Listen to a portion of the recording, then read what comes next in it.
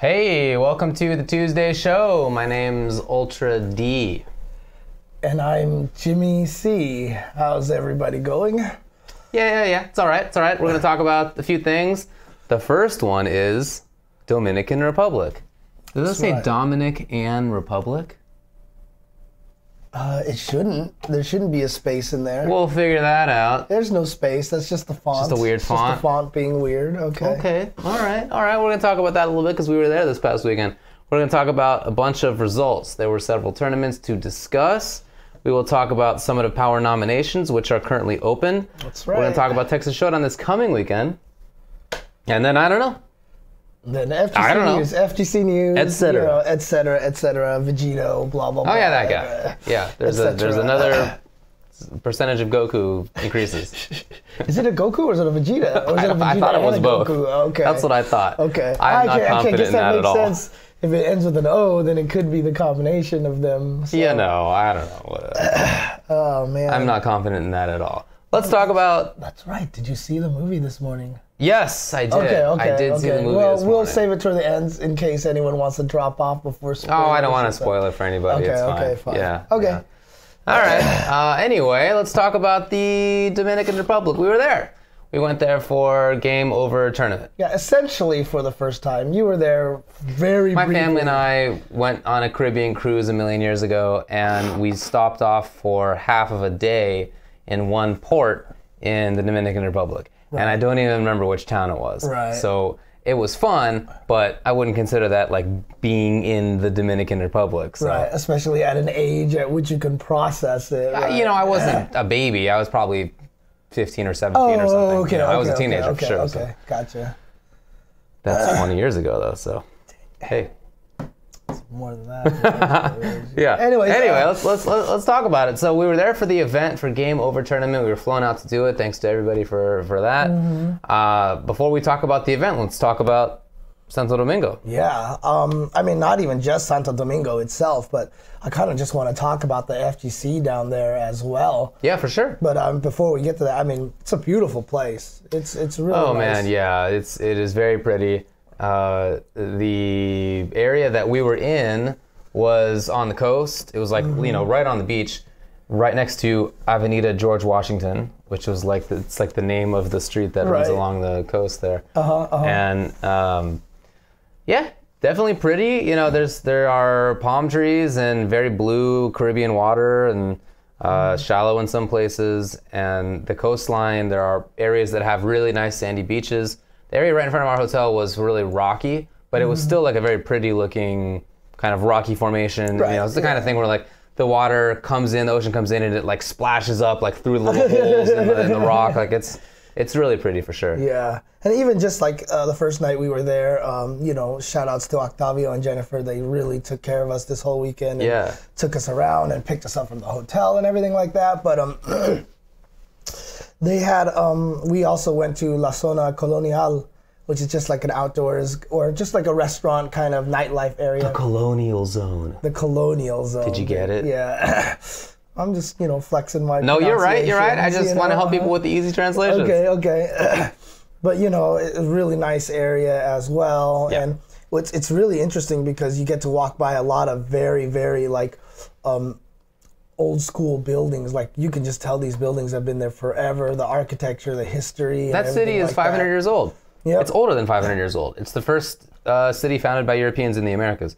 And well, it's the oldest continuous city founded by Europeans in the Americas. Anyway, 500 years old, founded in the late 1400s. That's a level of history there. The amount of history there is like hard for somebody from our area to comprehend. Right, our country's not even that old. No, it's half that old. Right. It's half that old.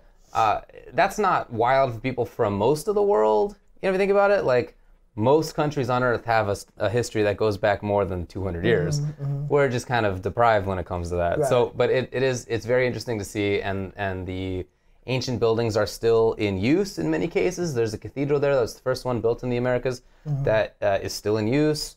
And the buildings in that whole area, people live in them. People have restaurants in them, which is what we ate at. And it's pretty crazy. It's even more difficult to comprehend, how old things are sometimes, especially for a guy like me, who's only lived in Southern California. Yeah. And let me tell you, there's nothing old in Southern California. An old building is from the 30s, maybe, in SoCal. Yeah. Like, that's the one thing that like is missing from Southern California. You know, I've often talked about how much I love Southern California, et cetera, et cetera.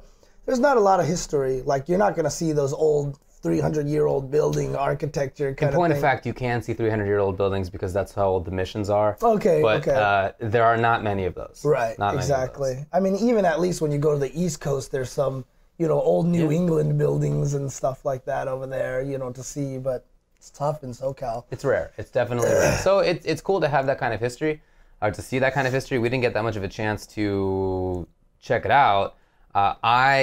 Sunday morning, went to go walking over to the Colonial Zone. That was Saturday morning, right? Was it Saturday? Yeah, because you're right. Pretty sure it was Sunday. It was Sunday. In any case, it's possible to walk from where our hotel was to that zone. So I got on foot and I started walking, and about 30, 40 minutes later, I thought, you know, this is crazy. I thought it was closer than it is. It's clearly not going to happen. I should just turn back around. Right. And so I turned back and I took a shower, and then we went to the event. Then we were driving with Octavio and Jennifer, as you said, to the airport the next day.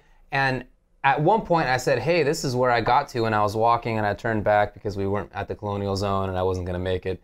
And they started laughing, and like literally the next block, they were like, that's wall right there, that's the start of the Colonial Zone, right there. If you had walked the extra 1 minute, you were there. I just didn't recognize it, and I didn't have internet access on my phone, so I couldn't be like, hey, where am I in the world? You know? Okay. So that was kind of a bummer. But that's a funny story, at least. Okay.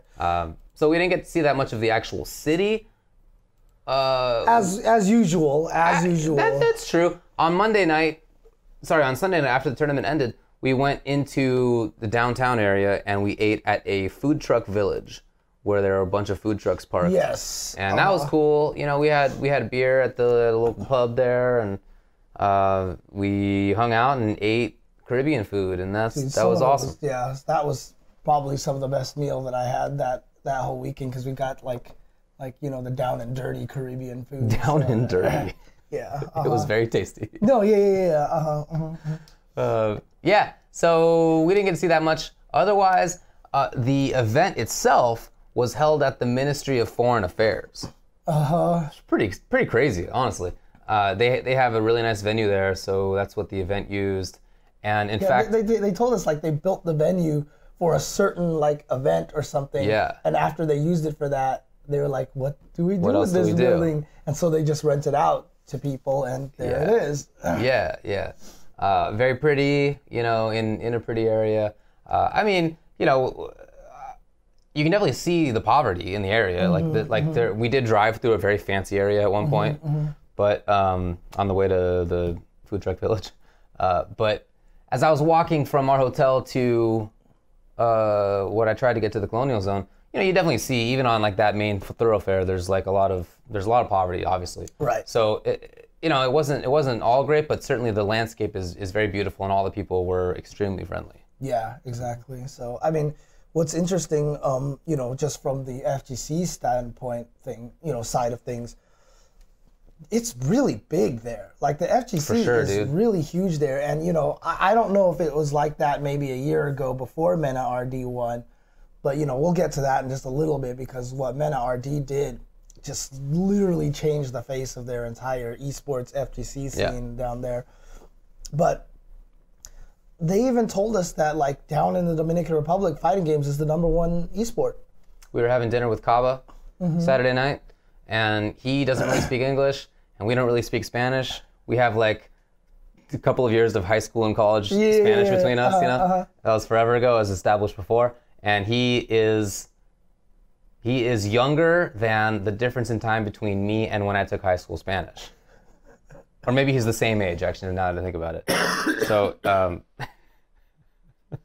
that's true, That is an interesting way to think about it, but it is true, yes. Anyway, so we were trying to, like, struggle to have this conversation, and Jennifer was helping mediate it. And yeah, that's what he said. He said that when it comes to competitive video games in the Dominican Republic, fighting games are #1. Yeah, and that's really, really cool, by the way. But you can tell, because, I mean, this happened with Justin, it happened with K-Brad, it happened with everybody who went down there, but it happened with us, too. Like, people there are pretty rabid about the fighting games. Yeah. And, like after we finished commentating or when we had breaks, I mean, basically we were just stopped for pictures like the entire time. I'm not saying that just as a, haha, look at us, check us out. It was more just, that's how big it was to them, that like the level that, you know, David and I have gone to different places before, and usually there's a few people, hey, what's going on? But like here, it was like, people were just like, I never would have believed that I would be in the same room as a Justin Wong or as Ultra David, you know, these kind of things. It was like that degree. Right. And it was pretty interesting and it was pretty crazy. And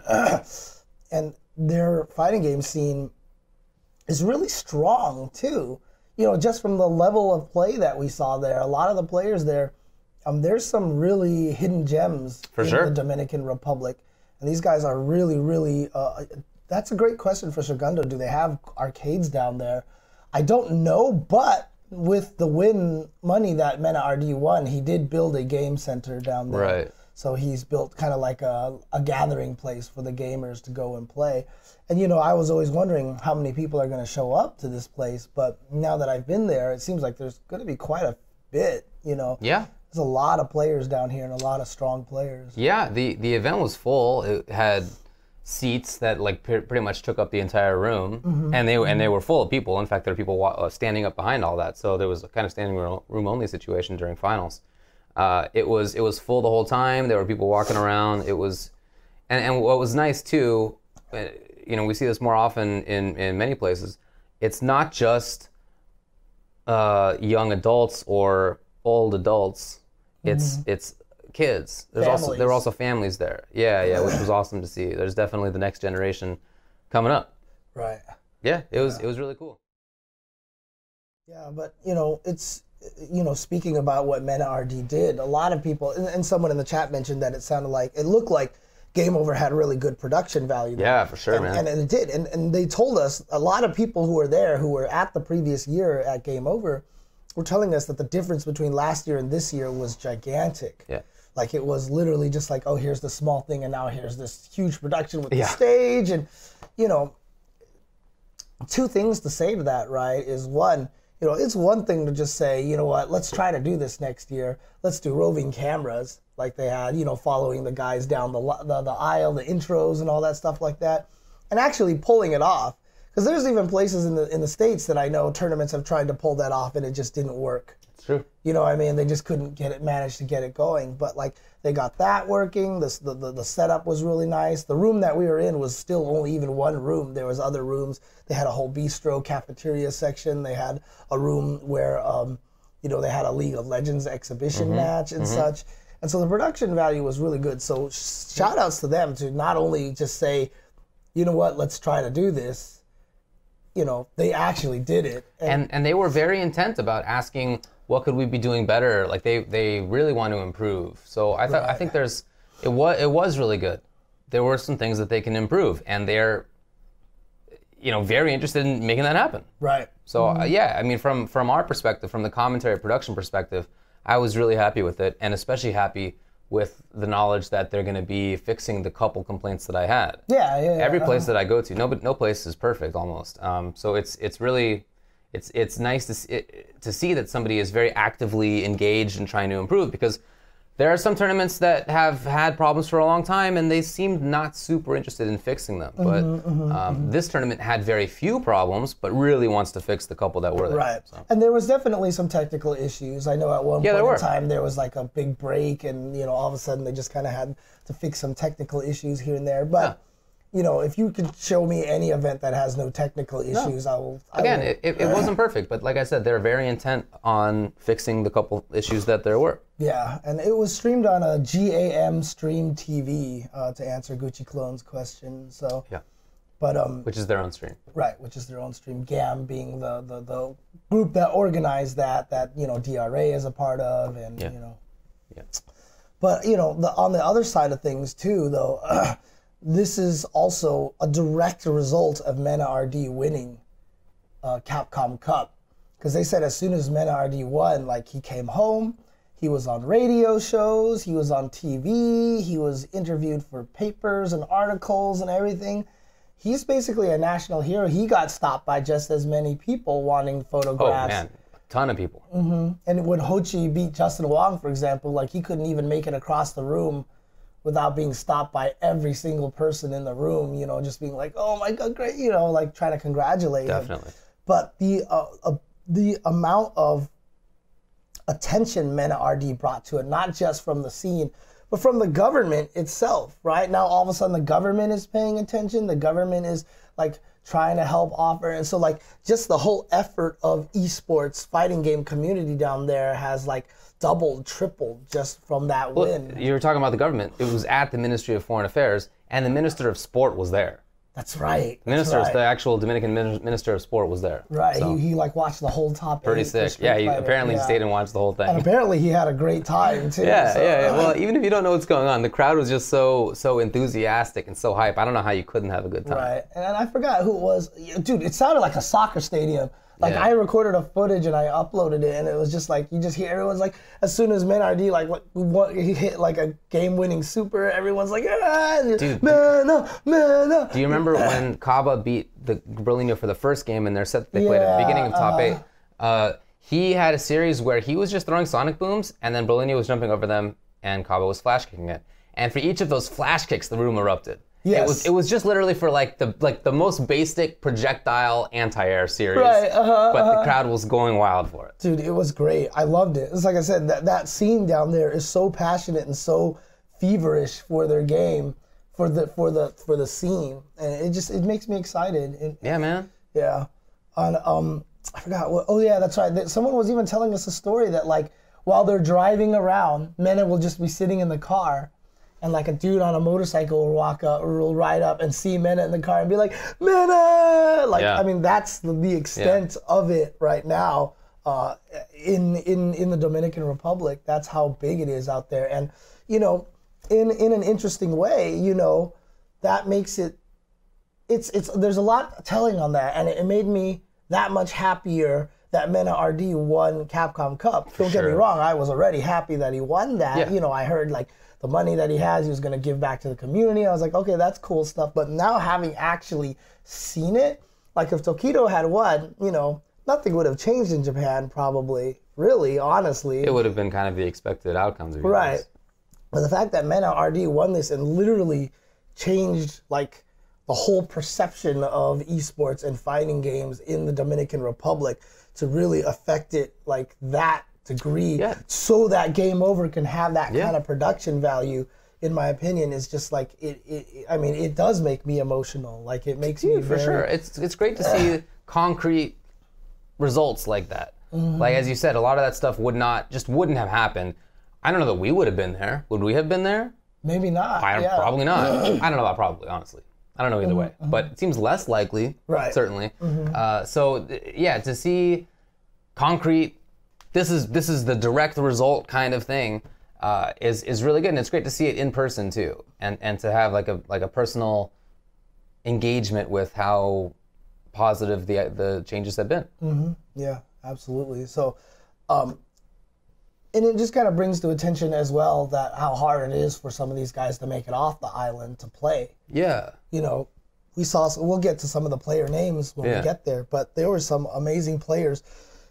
You know, through all the games. Yeah, sure. Guys who easily could compete with the top players that are out there right now. I think so too. And you know, we talked to a lot of them, and you know, we know it's hard, and so we're just like, you know, how's the efforts is it something that you want to do? And like every one of them's like, hell yeah, like I want to travel and play and everything like that. But it's just very difficult for them, and so it's just like, it's good then to have these tournaments build up in their country, because then they can showcase this kind of thing and they can display this talent that they have. So yeah, it was great. Yeah, I mean, stream had some issues, of course. Again, I mean, we said that, but I also said that they seem much more intent on fixing the couple of things that were issues than at least some other people who I've met and worked with in the past, and even on Sunday, there were fewer issues than there were on Saturday, which is always an encouraging sign that people really are interested in improving. And again, this is basically a first-time effort for them going to this degree. You know what I mean? So the fact that they had some issues here and there, and they were still mostly able to be resolved, and they still pulled off the cool roving camera. They had a crane camera. Yeah. They had that crane camera, which they could swoop in the shots and everything like that. They had video packages that they built in a day and stuff. That's right. You know? For example, that one that showed who the top 8 was going to be, that came out like an hour after we found out who the top 8 was going to be on Saturday night. That is a super fast turnaround for that kind of thing. Yeah.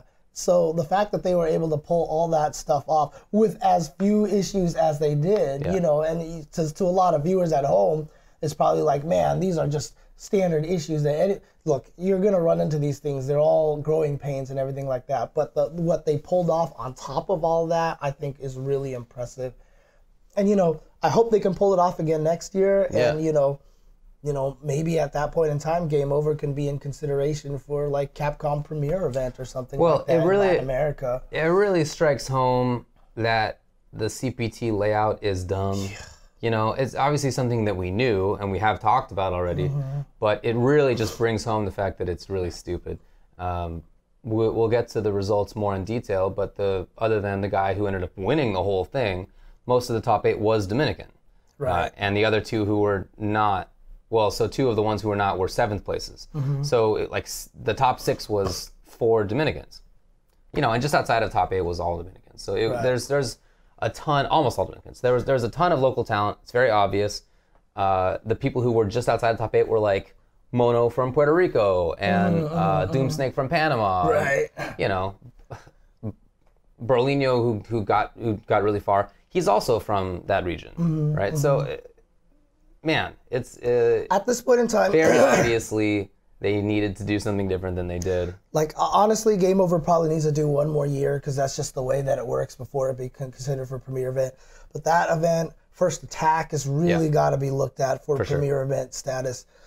There's just no reason for South America to be this devoid of Premier events and ranking events and everything. So hopefully that's something that'll get fixed at some point in time. And it would be great, too, if NRS looked at it for their stuff.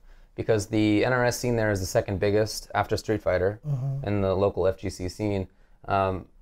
But there's, you know, IPS is just as poor when it comes to, and probably worse actually, when it comes to Latin American events. There's the one tour that you can qualify through, but there's not no premieres or whatever the equivalent is. And you know, I want to say something too, because, you know, like the Dominicans making 4 of the top 6 and stuff, and, you know, some people are thinking that maybe it's because a lot of foreign players didn't go, right? But keep in mind that, you know, the foreign players that did go, they're not bad players at all, and they didn't, you know, like Justin and K-Brad did not make it past top 7, right? And don't forget, Hochi almost beat Nemo. He was the closest person to beating Nemo before the person who actually beat Nemo beat Nemo. Mena RD won freaking Capcom Cup. Yeah. You cannot downplay the talent that these guys have here. I mean, it's easy. It's very easy to do something like that. Like, oh, there wasn't that many competition. But even if that competition came, I don't know if it would have been like 3 Dominicans, 2 Dominicans, but there would have been some of them up there. Course, for sure. You know, it's the talent there is, you know, we've talked about this to a lot of places that we go to. Like, wow, the talent is really impressive here. But I really felt like I even in Kuwait, someone asked me, they're like, what do you think of the talent here? And I was like, you guys have potential. You guys need a few more years. You're probably not strong enough yet, but you guys have great potential. Dominican Republic, I feel like they're kind of already there. Well, there's no kind of about it. One of them won Capcom Cup. Right, exactly. Conversation's over. It's a different level in that area, and it was really impressive. Yeah, really. And one of them got top 4 at IPS last year, Injustice Pro Series. Gross did. Although he's been living in Florida, he started out playing NRS in the Dominican Republic. So I would love to see both Capcom and NetherRealm look at supporting the scene there better next year. I really think that it's worthwhile. They're really deserving of it. Yeah, and it's tough. You know, obviously none of the Asian players went out there, and it's a long trip for a lot of Asian players for a ranking event. Maybe. They tried to get a bunch of them out there. They did, and I also saw some people talking on Twitter who are from other parts of the world who said that the production looked awesome and that they're thinking about going next year. And that's what you got to do. Yeah. A lot of events have asked before, like, how do I get to ranking, become a ranking event? How do I do this?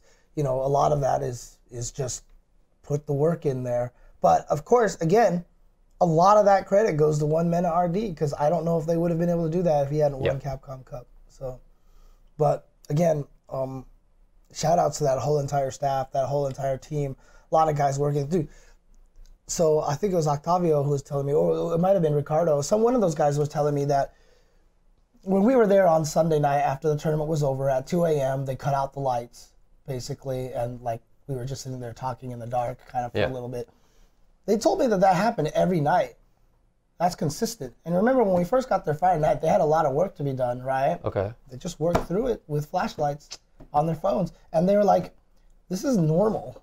Like, power cuts out? Yeah, like this is like not even weird for the fighting games. It's like, this is just normal. Life. Yeah. This is what they do. When that occurred, everybody just took out their phone and turned on flashlight and continued their conversation. Yeah, And then I guess on Friday, we weren't there when it happened there, but yeah, they just told me that they just, lights went out, whatever, took out the flashlights, they just kept going. And the difference between Friday night and what we saw on Saturday morning, like it was amazing. You know, they put in a lot of work there. So it takes a lot of volunteer effort like that, takes a lot of staff, takes a lot of dedicated people.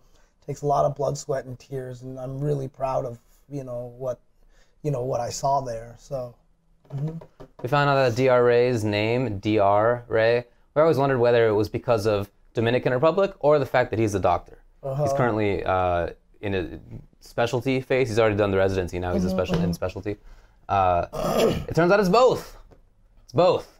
DR for doctor and DR for Dominican Republic. So it's kind of a pun, really.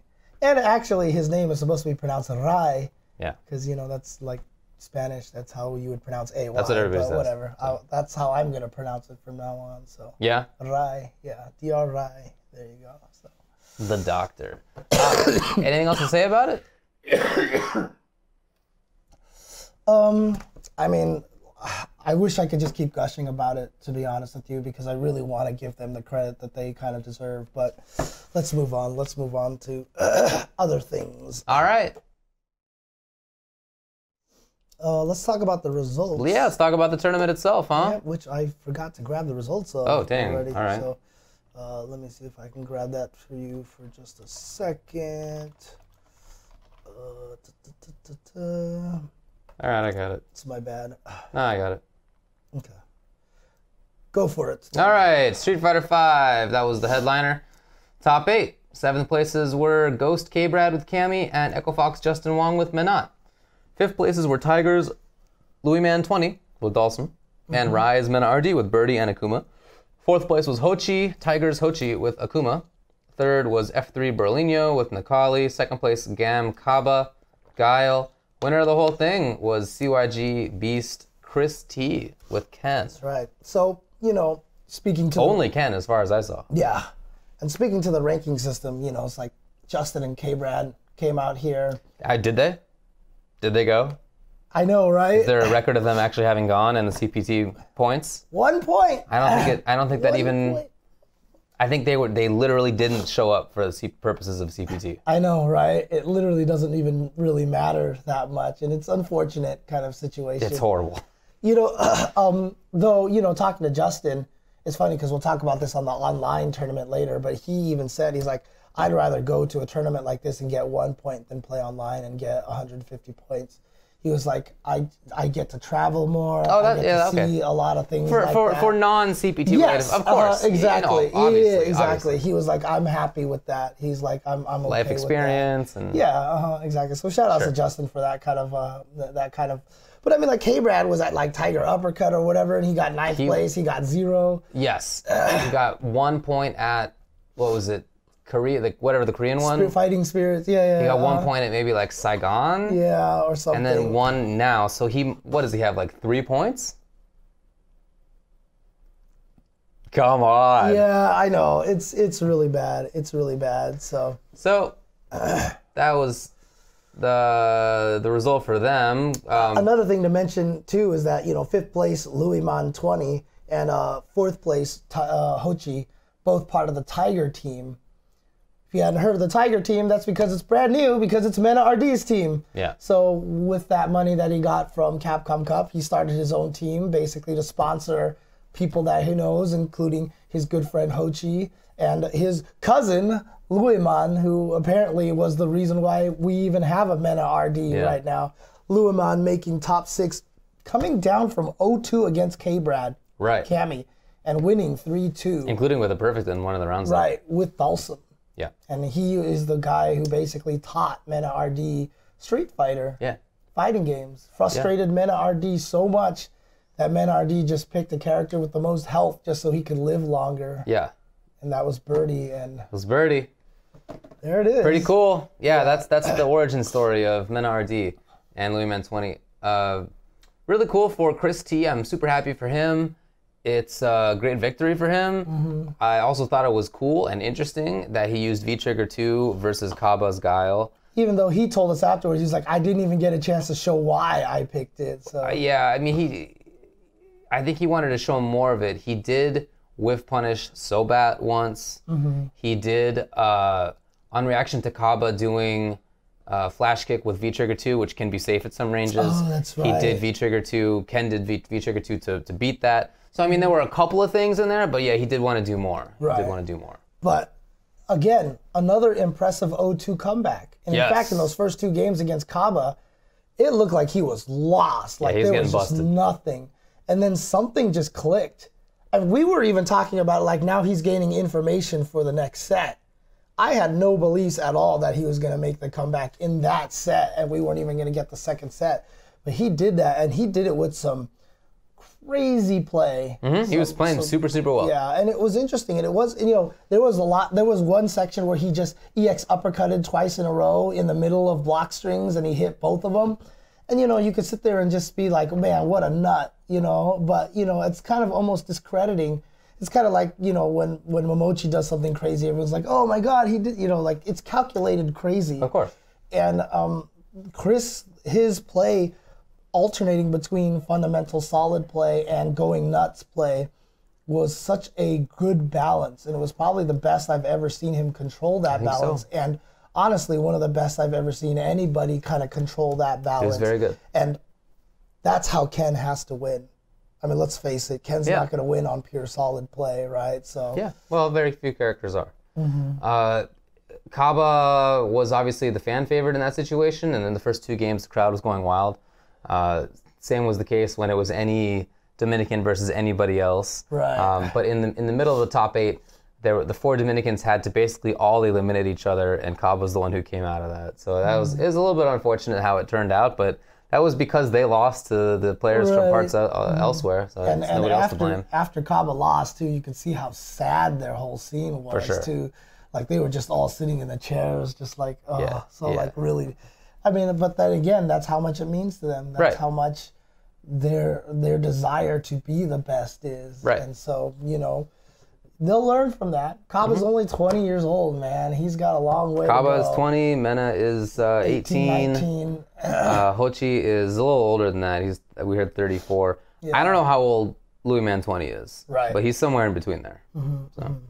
Anyway, they're all really good, and that was a good tournament, Street Fighter. Yep. Anything else to say about Street Fighter? Nope. Go ahead. Justice 2 top 4 they have listed here. T7G, which was a local team. Top Siete Gaming. LVO Fox with Flash. Third was T7G Rafux with Black Adam Catwoman. Second place, Oscar Broly with Adam, Cyborg, Hellboy, and Michelangelo. All 3 of those last ones being in a desperate attempt to beat Gross. It didn't work out. Right. First place, Flipside Gross. DR Gross, Black Adam. Yeah, I mean, out of all the top 8s that we saw, well, actually, no, Smash was kind of like that too, but like there was definitely one very dominant player, DR Gross. And it's strange too because like there's a lot of NRS players down there, though apparently they're MK players. They're MK players more than Injustice players. But definitely. DR Gross definitely beat up everybody, and in fact, when we interviewed him after he won, all he still wanted to do was talk about Dragon Ball. Which was Let's talk about Dragon Ball. 8, yeah. So Dragon Ball Fighters top 8, 7th place. T7G LVO Fox with Adult Gohan, Goku Black, Vegeta. 7th place also Kalas with Android 18, Frieza, Vegeta. 5th places were Shox, 21, Cell, Vegeta, and MBD Clantigua with Bardock, Cell, Blue Vegeta. Right? SSGSS is blue. Yes. No, SSGSS is regular. No. Oh, no, you're right. That is Blue Vegeta, yes. 4th was PEG Chocoboy DR with Cell, Goku Black, and Vegeta. Super Saiyan Vegeta. Third place, Tezuka won with Android 21, Cell Goku Black. Second place, Flipside DR Gross with Adult Gohan, Goku Black, Vegeta. Winner was T7G Lungster X with Cell, Vegeta, Goku Black. That grand finals was super good. Yes. Very, very good top 8 for grand finals, especially for Dragon Ball fighters. I know Super TSB happened this weekend also, so for Dragon Ball fans, I'm sure that's what people are paying attention to. But I really recommend going back and checking out the grand finals for Dragon Ball at Game Over Tournament because it was really close. Both players are really good. It was clear that DR Gross and Lungster X were above definitely the else. two best there for sure. And it was really, really close. Really fun, crazy decision making. There was amazing defense at some points by Lungster. There was some Goichi-like defense. It was crazy, dude. His blocking was ridiculous. So yeah, I really recommend checking it out. Then Super Smash Bros. Wii U. 7 places were Naraka with Korin and FNLGCY Mandy with Fox. 5th was Zero Mart, maybe Omart with Captain Falcon. 5th was also Sin Zero with Bayonetta. 4th was LGCY Sharpie Zard, who we've met in the past. Charizard, also Bowser. 3rd was Sin Shaka Omega with Mewtwo. 2nd place, Papin with Mario and Cloud. And winner, who basically blew everybody up, was LGCY Sonics with Sonic. Yeah, I mean, after he won grand finals, it just looked like when he was unplugging his controllers, just like another day at the office. And I heard he's like super young as well, like he's still in high school or something like that. Yeah, we heard that he doesn't get to come out much. People in the Dominican Republic don't have much of a chance to grind against him, to sort of figure it out, or even help him get better because his parents don't let him go to a lot of stuff because he's a kid, basically. So there you go, bunch of results. It was a good one. Man, that crowd was awesome. Yeah, really enjoyed super cool. That. It makes me a little bit nostalgic for the loud scenes of my youth. Oh, like family arcade style kind of things? Yeah, not even just that, but going to tournaments. I feel like tournaments nowadays in the U.S. are relatively quiet. Yeah, and even if you go to like a Big E tournament on the East Coast, it's not like what it was. Like, yeah, and it's a different kind of noise level too. Like in the East Coast tournaments, it's all very kind of like, I don't know. It's more kind of like a they're loud and trash talking kind of thing like that. But when you're in the Dominican Republic, it's all support. You know what I mean? It's all that kind of very positive cheering. And what was interesting about it is like, some guy after the tournament came up to him and he's, obviously Kaba was in the news recently about the whole, being loud and whatever like that. And he came up to me, he was like, so, I know we're loud, but you see, and I was like, dude, like I totally get it and I prefer it and I love it. Kaba being loud he's not trying to disrespect the opponent. He's just cheering for his boy. Yeah. You know what I mean? And that's just the way they are. They're just loud and they're supportive. I mean, you likened it to a sports event earlier, and I think that is pretty appropriate because the way that people dealt with it when their player was winning or losing was definitely very much like how you deal with your sports team doing well. Like there were heads hanging and hands on heads if players didn't do well. But if they did do well, everybody was out of their seats immediately and yelling and hands up in the sky, and it was very much like a sport. But I mean, don't get me wrong. Like DR is like their crowd noise is up here. Like East Coast U.S. is pretty high. Then there's West Coast U.S. Oh, we suck. We don't want to talk about. God, we are a morgue. Man. Yeah. Excuse me. Dude, people were lifting chairs over their heads. That is true. Some guy was just like lifting a chair. They were throwing things into the air when Kaba beat Brolinho on the comeback. Jeez, it was crazy, dude. So yeah, people were kind of going nuts. So yeah, man. All right, other events? Yeah. I have Super TSB up here. Do it. All right, let's talk about Super TSB, which took place at the Next Level Arcade out in New York City. A lot of guys out there, even Super Noon traveled all the way out there, if I'm not mistaken, to compete against them. Lots of different games play. Obviously, the main game was Dragon Ball FighterZ. Just probably mention, wow, Lord Knight, 17th place. Yeah, it was sick. Dragon God and, I'm sorry, Lord Knight was 13th. Dragon God and Josh in 17th place. Wow, okay, this is a brutal tournament here. But in 7th place was PSRK Nico Maki with Cell, Kid Buu, and Super Saiyan with Vegeta, and Hotashi with Cell, Hit, and Piccolo. And I heard a lot of people said they were really impressed with Hotashi's play. Okay, cool. 5th place was Necro Undyne with Cell, Kid Buu, and Vegeta. And NRG Super Noon, now sponsored by NRG, with Kid Buu, Cell, and Vegeta. 4th place, Panda Global Nakiel with Kid Buu, Goku, and Grohan. 3rd place, NRG Hook Gang God with 2 teams, it looks like, Cell, Piccolo, and Vegeta, and also Goku Black, Piccolo, Vegeta.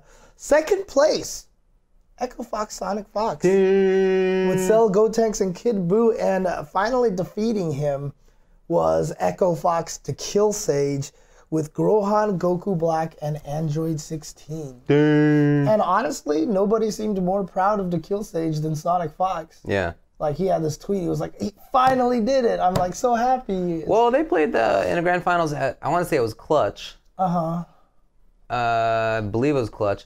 And the Kill Stage kind of, definitely Sonic Fox won, but I think it was 3-1. Or it might have even been 3-2, but in any case, the Kill Stage did pretty well, and Fox said so. I forget if it was on an interview or if it was on Twitter. He was just really happy that the Kill Stage did as well as he did. So, I mean, they're best friends. Yeah. They have a rivalry in game, but Sonic Fox, I don't know the Kill Stage that well, but I've known Sonic Fox.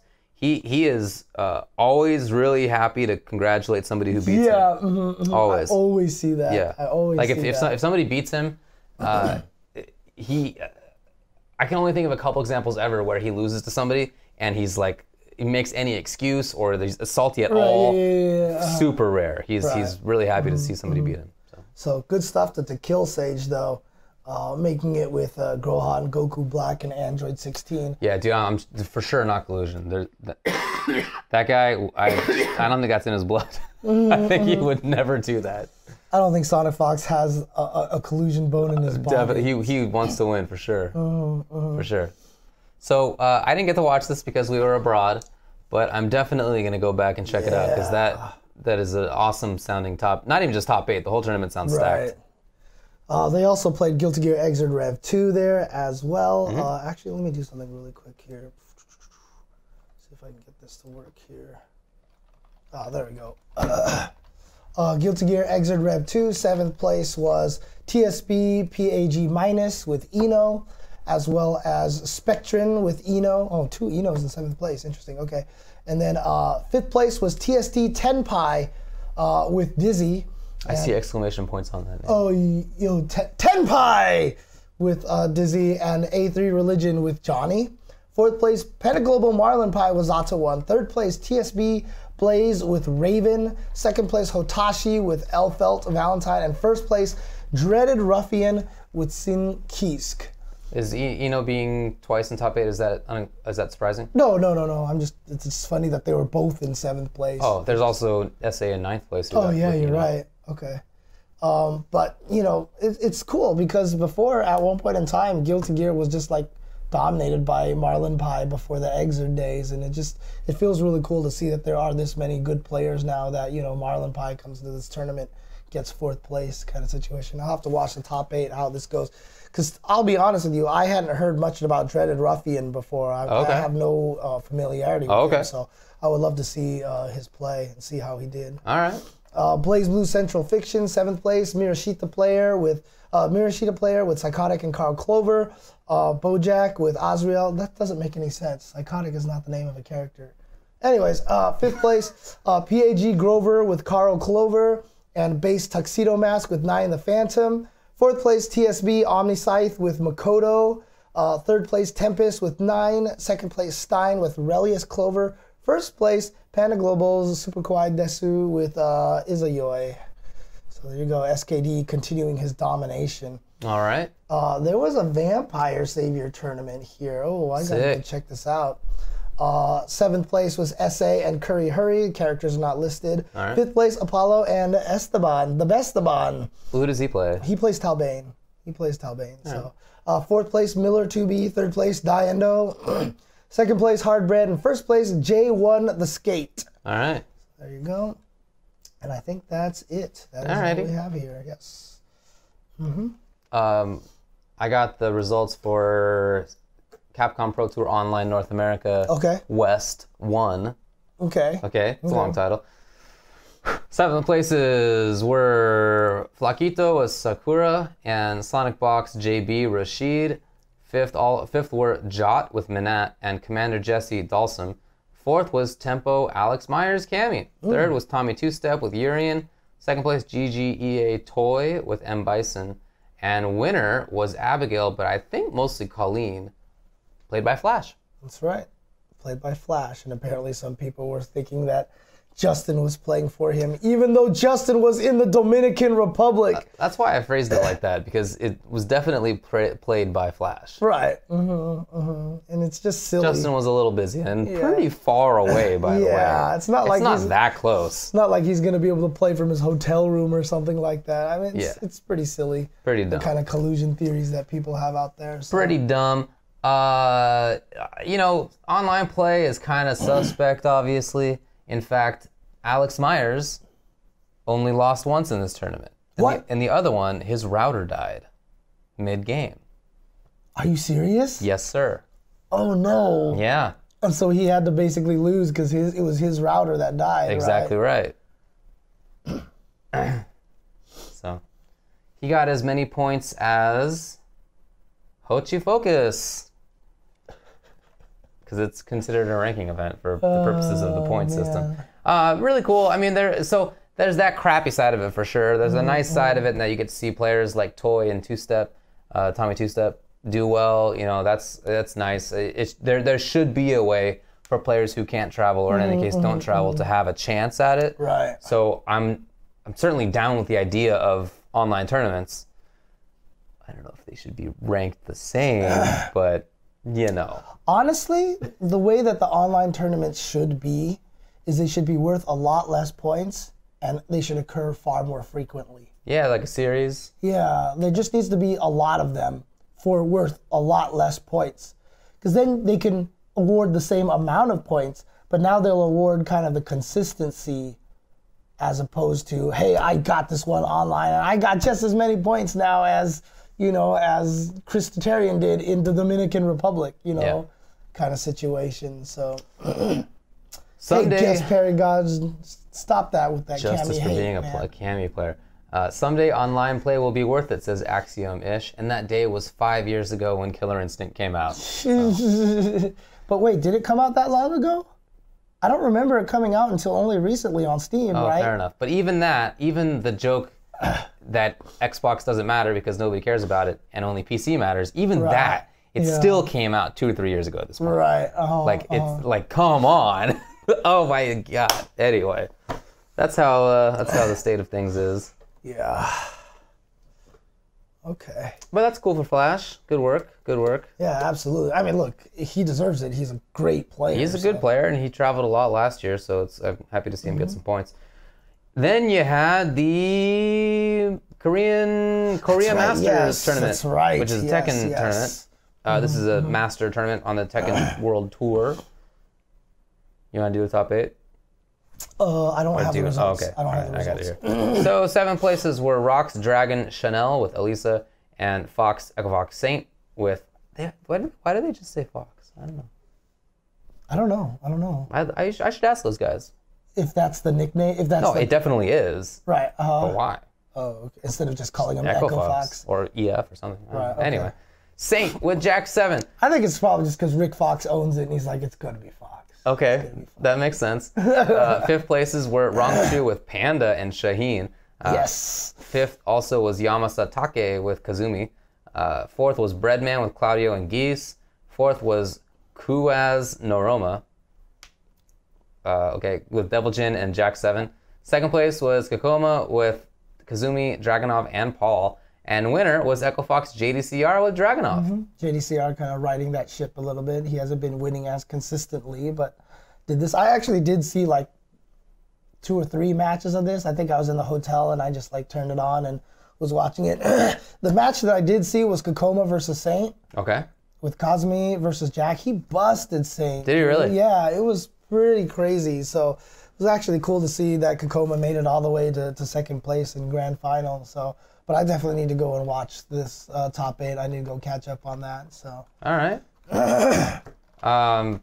Kudan's got 9th, looks like. And he was there. He was on commentary. Interesting. Oh, good stuff. Okay. That's good.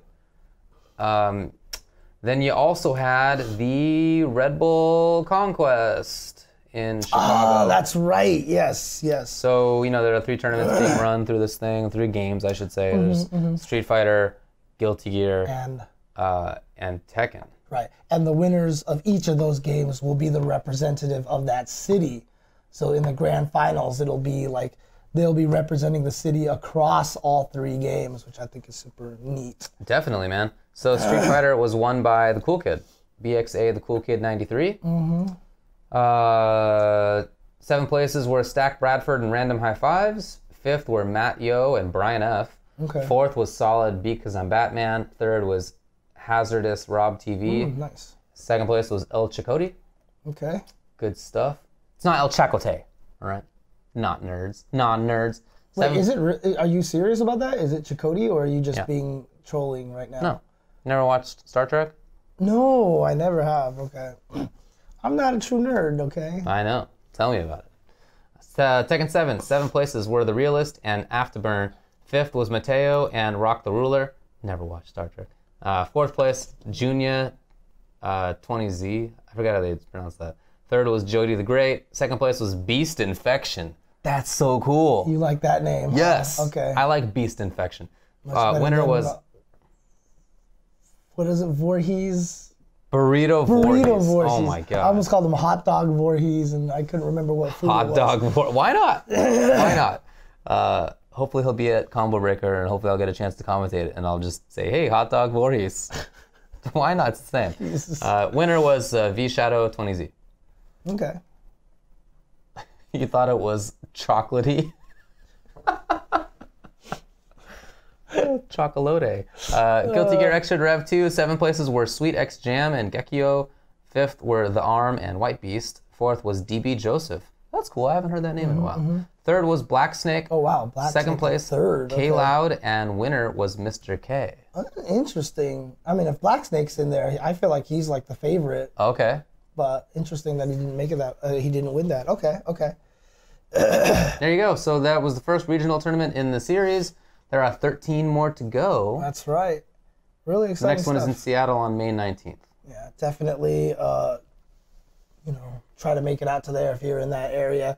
Try to qualify and represent your city. I think it's exciting. So, okay.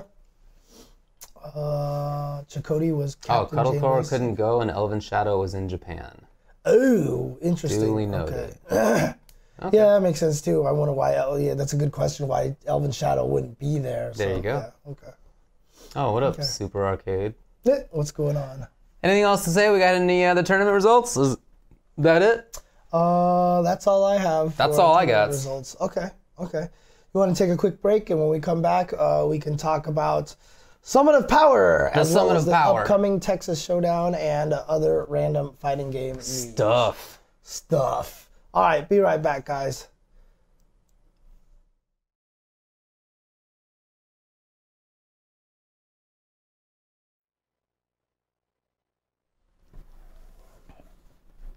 Yeah, we drive into and out of Los Angeles Airport every time we go abroad. Not even abroad, just anytime we travel anywhere. On account of we live like 15 minutes away from it. So that's convenient that we live so close, but man, it sucks. It's a terrible airport. Terrible airport. It's a terrible airport. It's really very little positive to say about it. Yeah. Especially there's this possibility for you to end up at the crappy extra terminal. Does that ever happen to you? Yes. So the 52 letters. Yeah. So there's an extra terminal that's like in the middle of the airport, like literally. So you have to get on a bus from the airport proper, and then it'll drive you like 5 or 10 minutes into just the actual middle of the airport.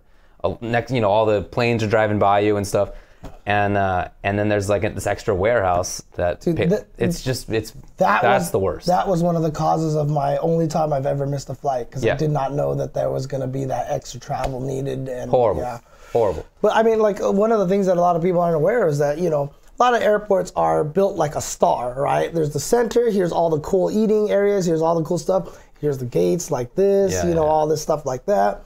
LAX is a damn U shape. Yeah. It's a U shape. So here's all these spokes off of here. So each one of these gate areas has to have its own set of restaurants, its own set of all this other stuff, and it's really inefficiently silly. And I actually don't know. I've always wondered this. If you take an international flight and you then need to switch to like say you come in on like Lufthansa, and then you need to switch to like United, how do you do that?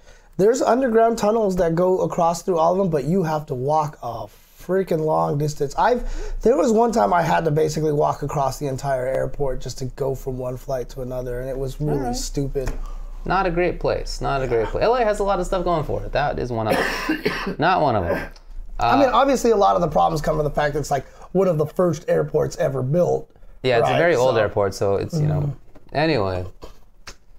All right, let's talk about this guy. Next one here. Summit of Power for Dragon Ball FighterZ. The nominations are open. So they had already announced the 8 players that were going to be in there automatically through invite. But there was also a process by which you can nominate yourself, get yourself as a person to nominate it to be added in there. And so the full list of nominees. Here, this is the most updated version. Oh, you have a most updated version? Yeah, it's on Smash GG. Oh, okay. Go ahead and read it from there then. It looks like it's basically the same, but points are a little bit different. Okay. So right now, the first place is DKillSage. He is he's way ahead. He's 800 votes ahead of anybody else. He has 3,252 votes. Second place is Yohosi. Oh, good stuff. Okay. 2,495. Then Kane Blue River with 1,457. Then you got Lord Knight, 1,327. Timo, 1,260. Beyond Toxin with 1,190. Super Noon, well, I don't need to keep saying the numbers. Super Noon, then Moke, then Chavo. I don't think I know who Chavo is. Is it a pug? Is it a joke? I'll read that later. Then you got Kizuke. Then you got Doza. Then you got Rogue Yoshi, Ninja Elephant, Fame 96, Cloud 805, way down there, 500 votes. Breaker Dave, Toki, Ebonic Plague, who I thought was supposed to be commentating, but I guess not. He's not. That's right. They announced it actually. Yeah. I think, but Lost Soul is after that. SQ, Lowry, Zero Q, Coup d'etat. God, that name is so cool. Then Necro Undyne, etc. Honestly, I think the biggest crime right now is that Super Noon is so far down. Like, I really think he should be at least in contention for top 3. So 5 get voted in, right? Oh, okay. Isn't that what it is? I'm not sure. Let me see. Yeah, I think it is. Okay. But yeah, he's still out of the running right now. Yeah, so if that's true, then DKillSage, Yohosi, Kane Blue River, Lord Knight, and Timo would get selected. Yeah, I mean, Super Noon, I feel like he should be in there. I feel like Moke should probably be in there. Yeah. Other than that, I think DKillSage should be in there. Other than that, I don't know. I mean, I feel like it's basically up for grabs. I don't really know. I mean, I've seen Kane Blue River play the game, not as often as some of the other folks. So I don't know. Yep. Okay. Well, it's cool that Timo's so high. He's a super good player. Beyond Toxin, that's nice. The NRS scene is really playing this game. So it would be nice to have like an NRS scene representative. Okay. I don't consider Sonic Fox an NRS scene guy because he's everything. He's like every single game. But yeah, it's a popularity contest, of course. It's not it's not necessarily about how strong somebody is at the game, although of course that informs people's opinions on who should be popular. But that's not the only thing. It's also, are they funny? Are they engaging? Do they have Twitter? Do they have a good scene behind them? Yeah, good scene behind them. Do they post, gifs of tech that you've seen and that's influenced your vote? Like, I feel like there's a lot of stuff that goes into it on top of just who would beat who in a tournament. So yeah. Okay. What do you think about that? How it's essentially a popularity contest. I'm not a fan of that, to be honest with you, but I'm not sure how else you can do it, really, without creating a circuit, you know what I mean? And they probably didn't have the ability to do a circuit. And plus another thing, too, is that, you know, with it being a popularity contest, with something like Summit of Power, that benefits them. That benefits them to have the most popular players make it in, because then that means... it benefits Summit of Power? Yeah, it benefits the Summit of Power, because then that means those people who voted them in will watch it. Right. And so the more people who vote means that that person has a larger following, which means more people will be interested in watching that. So, you know, I understand why they do it. I'm not a fan of it. Yeah. But honestly, it's just one of those situations. I don't like that it's a popularity contest. How would you do it? Right, yeah, it's tough. You know, and then there's really no answer to that, right? So there's really no good answer to that, because we just don't have an infrastructure which allows us to do a circuit kind of thing, right? Right, yeah, the game came out only a few months ago. It's not like you have multiple years to decide, like, in a more sort of concrete way who is strong. So I get it. So it is 20 will advance to the next round of voting. At that point, I see. 5 will emerge. So we're picking the 20. Then from the 20, we'll pick 5. Okay. There you go. Summit of Power is a big tournament that'll be coming up in June, I believe. Yeah, June 8th to 10th. They've done a bunch of different games before in the past. Like, they've done Smash events and stuff like that. And so now that they're coming into Dragon Ball, it's actually a pretty big deal. So very exciting. Yeah, I mean, I think you're right. I don't really know what better system there would be at this stage in the game to pick. Because again, you know, there's always a difference between being mad at how it's being done and having an alternate solution. Right. Most of the time, people are just mad about how it's being done. I don't like it, but I can't argue it because I don't have a better idea of how to do it. And as a result, I can't really say anything about it. And that's the problem. A lot of people, when they're mad about all sorts of things, they never think about the extent of it, you know, a better way to do it. So there you go. I guess so of these players, which 5 would you pick? Of the Jimmy? Who would I pick? Yeah. The Kill Sage and Superknown would be probably number 1 and 2. I would probably put them in there for sure. Moke, just because I'd like to get more Japanese representation. There's already 3 Japanese players in there. I think it's Kazunoko Dogura and Goichi. But, you know, they've been playing really well. I think it's good to get more in there. Those would be the first 3. I know guys like obviously I'd be biased towards Toki and Breaker Dave because they not only are they SoCal, but they also play interesting characters. I would also be biased towards Kizzy K because Kizzy K is my boy and he's super good at everything. But really, it would be those 3 would probably be the ones that I'd really want to get in there. To Kill Sage, Superknown, Moke? Yeah, and then from there, you know, I am glad that Yohosi's making it in there because I would like to see some NorCal representation because I know NorCal has a big scene as well. So, but honestly, 4 and 5 would probably be up for grabs for me. I'd have to really sit down and think about that. I'm with you on the first 3. I think that I would pick Cloud 805 and Yohosi after that. Okay, I like that. So not even the NRS player Beyond Toxin, huh? Okay. There you go. I'm actually really sad that you have to pay for votes in round 2. Is that actually true? Interesting. I'm sad that Tatsu's not in it, but he didn't put himself in it. He did not want to be. Is that so? Yeah, he said he didn't want to do it. So there you go. Dang. Yeah. So Bummer. he opted out, I bet. So. Okay. I don't know. That's what Curly W just said. I don't know if that's actually true that you have to pay for it. Yeah, I was just reading about the thing, and he probably knows what he's talking about. Okay. He always does. He usually does. So. Okay. So that's what I have for Dragon of Summit of Power. Dragon of Summit of Power. What the hell am I talking about right now? Yeah, White Black's in there, so there's at least one European who has a chance, maybe. Dragon of Summit of Power. What the hell? The hell am I talking about? Okay, anyways. Here we go. Let's move on. Texas Showdown coming up this weekend. Third time traveling in 4 weeks, basically, for us. Is it? Yeah. It's Kuwait, nothing. Dominican, now Texas Showdown. So. You know, I really intended to travel less this year. Doing a great job of that so far. I really did. You're doing a great job of that so far. Up until this point, it's been once per month. Mm-hmm. But it kicks up at this time every year, right? Because then we got Combo Breaker, we got CEO. What about in June? In June? At the very end of June is CEO. Right. Last weekend, but I don't think there's much, at least that I'm, some of the power is happening as we just established. Mm-hmm. Oh, we forgot to mention who the commentators were. That's right. Oh yeah, that's right. They announced that. They announced the commentators for that. Where they have it, I have it listed down here. So they actually have Yipes and Chris Schmidt, which is awesome. They have Chris Schmidt? Chris Matrix, sorry. Oh, okay. Yipes and Chris Matrix. Okay. My bad. That would have been cool, actually, but all right.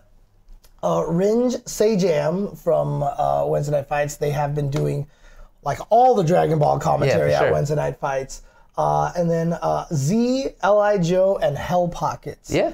Hell Pockets has been doing a lot of commentary for that. L.I. Joe, of course, is L.I. Joe, right? And Z, I'm not even sure how much Dragon Ball he plays or watches, to be honest. But, he will definitely be entertaining. I'll say that much. So he has experience in that role. Yep. To be nice about it.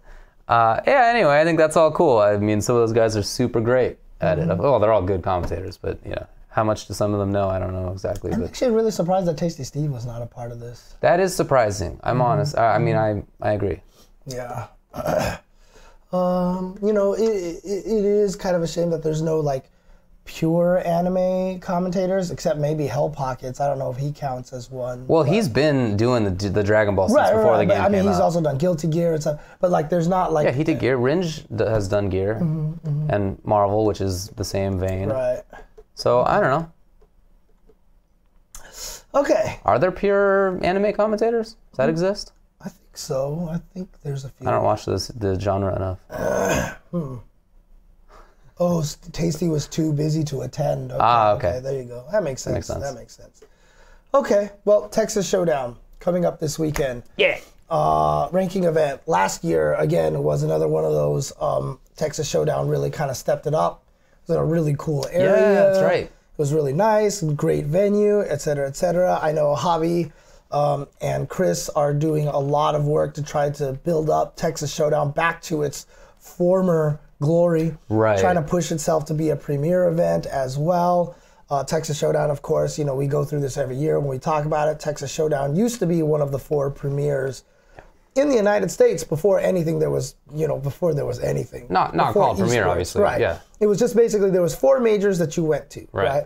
There was EVO on the West Coast. There was Midwest Championships, MWC in the North. There was ECC, East Coast Championships in New York. And then there was Texas Showdown in the South. Right. So we covered kind of like all 4, like a nice little diamond in that. So we covered all the different areas that way. Although it's more like that to be because of New York, I get it. But still. Yeah.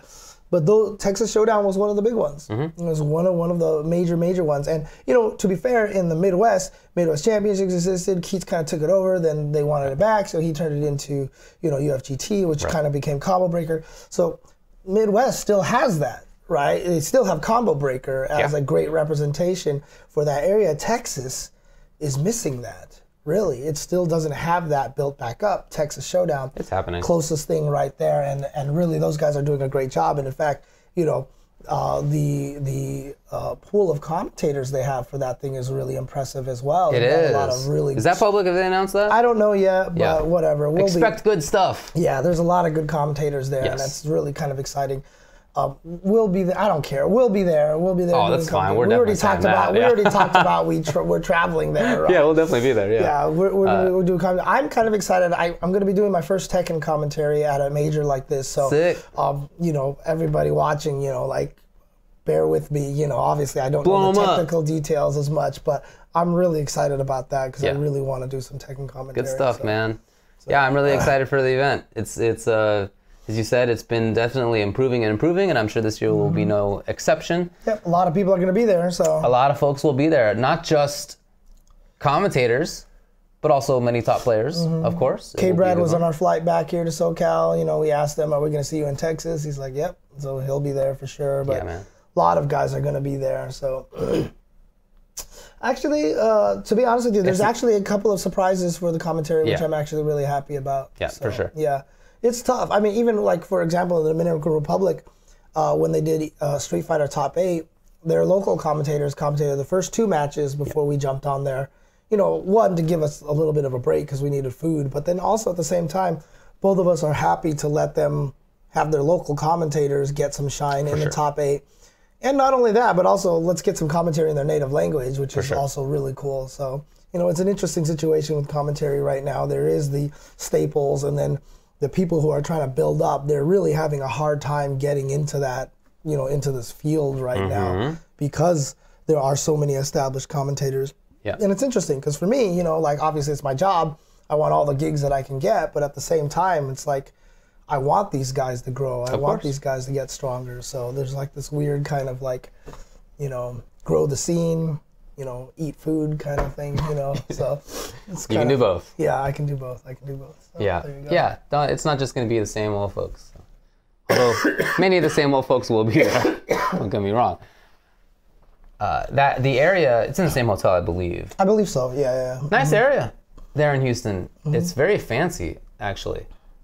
Like real, like fancy upscale it's location. A nice area. Like I think that was also it the was place. one of the fanciest hotels I've ever been in for an American street fighter or fighting game event. That was also the place that all the streets had the little Black Mage fire hydrants, right?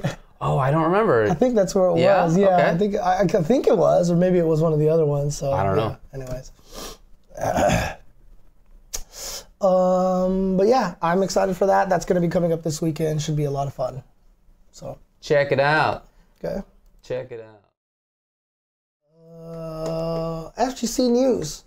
A lot of really interesting things going on here. The Master Series, Canada Cup Master Series, May 11th through 13th. So just coming up in a couple of weekends. Right.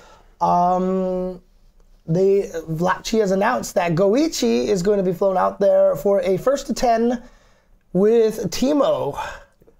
Wow. Yeah, so they're going to be doing a special exhibition with just Goichi and Timo. Okay. In a 1st to 10. I think that will be super cool. Let's go Canada. Yeah, exactly. So that's coming up in a couple of weekends. Again, Master Series is like his minor Canada Cup, but like kind of more exhibition focused a little bit. So that should be exciting coming up. This weekend is also Smash Summit. Oh, the Smash Summit is this weekend. Summit. Okay. Yes, indeed. Okay. AnimEvo 2018 registration is now open on Smash.gg. Remember, AnimEvo is the group that runs all the side tournaments at Evo. A lot of them. A lot of side tournaments are run by these guys over there. I mean, this picture is ridiculous. That's a lot. Dude, let me just... Oh, we talked about which ones are in there. Yeah, I know, but let me just do this really quick just so people can see. Boom! There we go. This is their window of games that they're running over there. So there's a lot of games here. All right, okay, go look it up and you can see all the games that are on there. But registration is officially open. I know that it was officially announced that Catherine's top 4, I think, is going to get official stream time. What? Yeah, Dacid Bro mentioned that. Because remember, Evo's dedicating one stream to the side. There's a couple of games that got announced that they will have official big screen time. And I know Catherine was one of them. I know there was another fighting game that was announced. I don't remember which one it was. Okay. But very cool, again, of the Evo staff to do that, to dedicate one stream specifically to these side tournaments, to give all these games shine. It's something that I've always wanted them to do. For years, I've always talked to Wizard. I'm like, hey, let's do stuff for like side tournaments. And like that they're doing it this year, I think is super, super, super cool. Agreed. Did they say Sailor Moon? Was Sailor Moon one of them? Was it Sailor Moon? Did you see the glitch on Sailor Moon? Did you see the glitch that they discovered? It was a brand new glitch. Really? That they've that they've just discovered right now, which is that unlike Street Fighter, round 1 fight doesn't let you charge your special moves. Oh yeah. So if you're a Guile player or something like that and you have a charge, you still have to charge at the start of the round. So you can't Sonic Boom at the start of the round. Right. Well, they found out that if you're charged and you kill somebody, the game doesn't reset the charge. Oh, and as long as you could like let go of the controller, do whatever you want, go continue, whatever, and go to the next battle. And not even next round. Not even next round. You can actually leave and come back. They just never reset the flag in memory. It's just stayed as charged. Man. You could go quit, go to the menu, change stuff, come back, and you'll be charged. And so now for some of the characters that are charged characters, like killing someone while charged is actually like a legit thing to do, which is really, really funny. If I were in that tournament, I would want to always like reset the console before I play. Well, you would be a jerk like that, huh? Would that be a jerk? I just would want to make sure that we're on like yeah, that's actually kind of smart though. That's kind of smart. I don't know. I mean, it definitely works between rounds, so you can't do anything there. But you're probably right. It would probably be like start. Wait, hang on a second. Let me reset again. Yeah, something like that. Dude. Oh man. Anyway. Okay. All right. What else do I have here? Events. Mortal Kombat at Combo Breaker is getting a $5,000 prize pool pot bonus. Mortal Kombat 9. Right? Yeah, and XL. Oh, so it's 2,500. Yeah, they're both getting 2,500. Okay, cool. What? That's not scumbag. You don't want to reset the console. I feel like I'm the one who's not being a scumbag. That's actually good strategy, though. That's actually good strategy. I think that's the right thing. Like, if you wanted to win, that's the right thing to do. Yeah. Honestly. Well, I just feel like you're just putting on an even playing field. Yeah. I don't know. Anyway. But yes, so Combo Breaker, of course, is going to take place May 25th through 27th. Also, this coming up later this month. It's going to be one of the best ones out there, dude. It's going to be a doozy. You guys do not want to miss it. If you guys can go there, definitely. You used the word gnarly earlier today. I was impressed by gnarly? That. Yeah, but it's like not a... I haven't seen it written out in a while, to be honest with you. So, But Combo Breaker is going to be exciting, and with $2,500 prize pool bonus to both XL and Mortal Kombat 9, I think that's awesome. So definitely. And it's the first IPS event for Mortal Kombat XL. I mean, for Injustice 2. Correct. For Injustice 2. I recently reinstalled Mortal Kombat 9 on the old Steam. Dang. And I've been messing around with it because I feel like I just don't remember the game at all. And I've been trying to watch some old footage. I'm not intending to like commentate or play or anything at Combo Breaker. I guess if they ask me to, why not? But I feel like I don't remember very much, even though I played it so much at the time. It's weird because every time someone asks me to go back and commentate Ultra Street Fighter 4, I feel that way too. Even though we had watched more of that game than anything else in our lifetime. I'm sure you're right. And sometimes I go back and I watch it, I'm like, wait. I played that game, the number of hours is through the roof. That's the game that I probably played the most, Street Fighter 4, throughout its lifetime. But for some reason, the only two games that survive in my blood are Super Turbo and Third Strike. Even though, in the last probably 10 years, I've certainly played SF4 more. I probably played MKX more than that. I probably played Injustice more than that. Maybe even a couple of other games too. But those two games, they're just part of my bones. I don't know. You know what? MK9, I played it so much. I watched it so much. And this is actually something I was talking about on Twitter recently. One of my biggest complaints about Street Fighter V, to be honest, was that one of the reasons why ST and Third Strike will stay on our bones forever is because we just no frame data to memorize. We couldn't give a crap about frame data. It could be. And it's not as important. It just isn't. It just doesn't affect the game as much. You know what I mean? Like we can take someone from today, top player who's this great frame data studier, learn everything he can about Third Strike and Super Turbo, and he will still not be the best player. But like here right now in Street Fighter V and even towards late Street Fighter 4, you had to know frame data, otherwise you just couldn't play those games. I think you're right about ST. I think Third Strike, for example, I recently found out that some move is punishable by Super that I never saw anybody punish ever. Oh, really? Yeah. Oh, okay. And I think that there is probably an aspect to that game that, at least in the US, we didn't explore as well as we probably could have.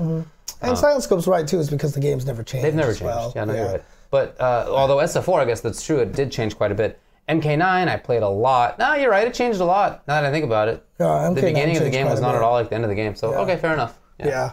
And that is one thing, but like I said, it's just I don't know. Like, I just don't feel like anyone, if you went back into Super Turbo or Third Strike and studied all the frame datas and did all the training mode set play and all that stuff like that, I don't think you would be better than the best players are right now anyway. You know what I mean?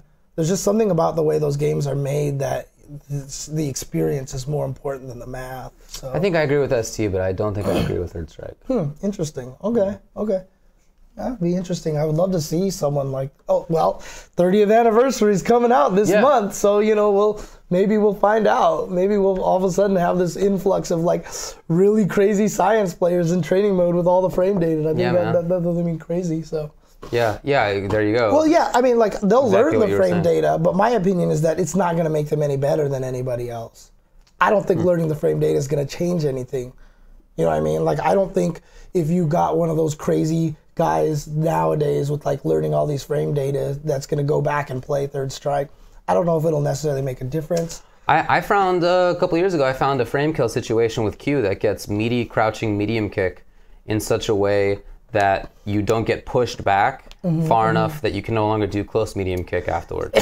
So, I mean, there are modern ideas that people use that I think if they were applied to that game, that they would be really successful. Yeah, but then also my opinion too is that frame kills are not as consistent because there's no input buffer, right? Even in Street Fighter, right? Even in Street Fighter 4, there was frame kills, but a lot of people would miss them all the time just because. I think you really overestimate that, to be honest. Yeah.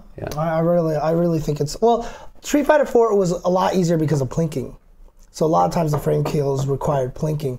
There's no plinking in Third Strike, right? So I don't think it would help them in that situation very much. So helped me when I got that set up. Yeah, I know, right? All right. Anyways, we'll see what happens with that. Okay. By the way, with the Smash Summit, $12,599 singles prize pool and $5,982 doubles prize pool. You know, it's all crowdfunded. Oh, okay. I was wondering about the weird numbers. Okay. Right. Yeah. Exactly. So $86,000 in total shop purchases and donations. Dang. And it is not yet finished yet. So. Dang. Good stuff to them. Yeah. That's so cool. That's so cool. I'm always really impressed to see what they do. Absolutely. So. Okay. What else here? Event-wise, E3, they've announced that Super Smash Brothers is going to be the focus for Nintendo's E3. That's right. So that's the main thing. It'll be the highlight of Nintendo's E3 is going to be Super Smash Brothers. For Switch. So it sounds like it's going to be a new game. Because would you really spend that much time highlighting an upgrade to an existing game? I think you're right. I think there's been a lot of signs that it's been a new game, right? This is the latest one, so it's great. Yeah, I don't even think they would have announced it the way they did as the final thing with the Splatoon, inklings and the oh my god, the eyeball thing. Yeah, and the different logo, the different word lettering. It's true. There's a lot of other signs. True. Yeah, really excited about that. I mean, that's the future of the Smash scene, and let's see what they do with it, right? Yeah. Because last game was already like the first sign that Sakurai kind of snapped a little bit, like the camel straw, when he had the four for fun and the four. Oh, he's finally giving into the competitive side. Yeah, maybe there's something about it now that this one will be a little bit more focused on that. Okay. We'll see. Man. We'll see. I hope so. We'll see.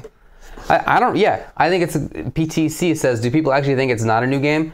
I don't think anybody that I've talked with thinks it's not a new game. But we could all be disappointed. And it just seems like it probably is gonna. And I think there's a lot of people out there who are probably like, I don't want to think it's a new game and get disappointed. Okay. You know what I mean? Kind of situation. Speaking of side tournaments, at EVO, Virtua Fighter 5 Final Showdown is going to have a side tournament run by the VFDC crew. So there will be a side tournament there. Let's see. Got an email back from EVO. So this is from Korimaru on Twitter. Got an email back from EVO to confirm that Virtua Fighter 5 Final Showdown will have a side tournament, and I will be helping VF.com to host it. So there you go. VFDC is hosting the side tournament. So definitely check that out. That's going to be cool. If you are a big Virtua Fighter fan, make sure you keep an eye on that. Keep an eye on VFDC, Twitter, and for when registration goes open for that. So, that's all I have for events. In terms of some cool game news, Vegito was announced. I don't know anything about this character. I always thought Vegito was a joke of a name because I saw Vegito, so I thought it was like because people purposely mispronouncing Vegeta, like to make it sound like a drink or from Australia or like or like a burrito or something like that. Dude, he needs to play that game, and then we should just call him Vegito Voorhees. That's what we should call him. Man. Let's just keep messing up that nickname, dude. Just Vegito Voorhees. There you go. Voorhees.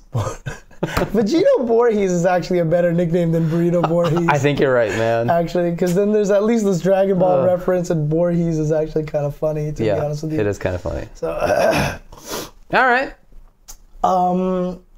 But that is coming out, and they also announced that a major patch is coming out for the game. Right. This is something that a lot of people have been wondering about, because obviously there's all the new hit stun deterioration glitches bypass. Like, so there's these infinite combos that people have been finding. They've been pretty mum about like if they're gonna fix it or not. Like, I had assumed that they would, but they've been pretty quiet about it, et cetera, et cetera. Well, they finally announced that there is going to be a balance patch with changes to the system mechanics, which I'm sure will get rid of a lot of those things.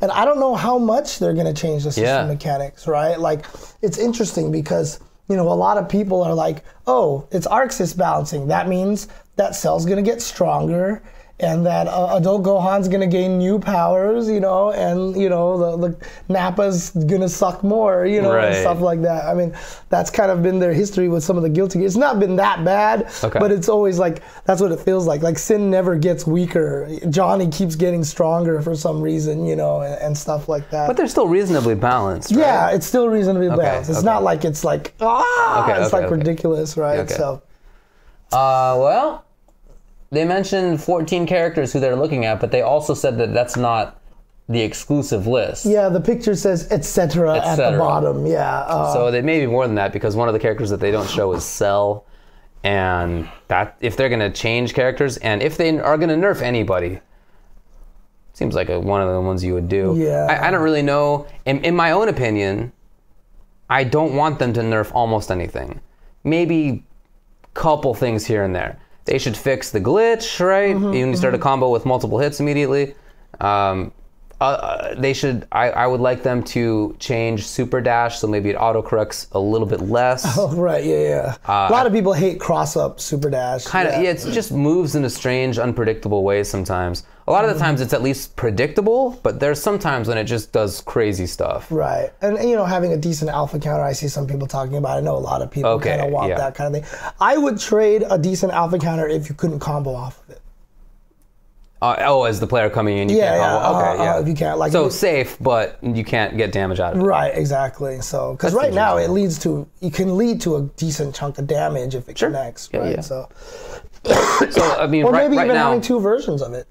Maybe so. That would be a nice, I guess. I primarily just want some buffs. Like, it would be nice if Beerus was a little bit stronger, because he's such an interesting design. I would love to play him. He's just not effective. So I think that would be cool. There's some other characters that I'd like to see some buffs to. I really don't think that I want to see significant changes. I like the state of the game. I think it's a lot of fun and pretty solid. Like, I hate Cell, right? Because Cell blows me up, right? And I think he's super good, and I hate that he has everything. And someone asked me, what would you nerf in Cell? Yeah. And honestly, the only answer I have to that, I was make a slide go a slightly shorter distance. Okay. That's it. Except, I don't even think I need to do that anymore, because the only reason why I wanted that was because when he does M to back M and you deflect it and he chains into slide, sometimes he hits you. Right. So you can deflect it and try to punish him, but then he slides and he hits you. Sometimes it slides and whips. Right. So now you gotta so if I made it go a little less distance, it would be guaranteed to hit it. Right. But actually what I've seen a lot of people do now is deflect into Super Dash, because then it doesn't matter, because Super Dash is slightly airborne, and so it'll beat the slide no matter what. Makes sense. So in that case, maybe Cell doesn't need to be nerfed at all then, because there's an answer to that, and I think that's fine then. Yeah, so, he's just a good, strong character. Yeah, and really there's nothing about him.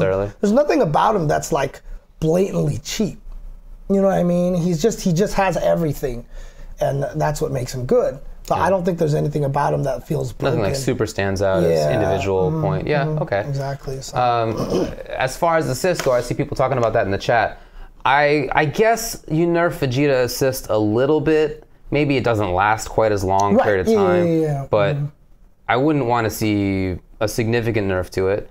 Again, primarily, I would just like to see other characters' assist be a little bit stronger, so there's more of a reason to not use Vegeta assist. The biggest issue is that it does do everything, but it does it in a way that far outclasses everything else. So if there were some other assist that was like fantastic at capitalizing on something, like if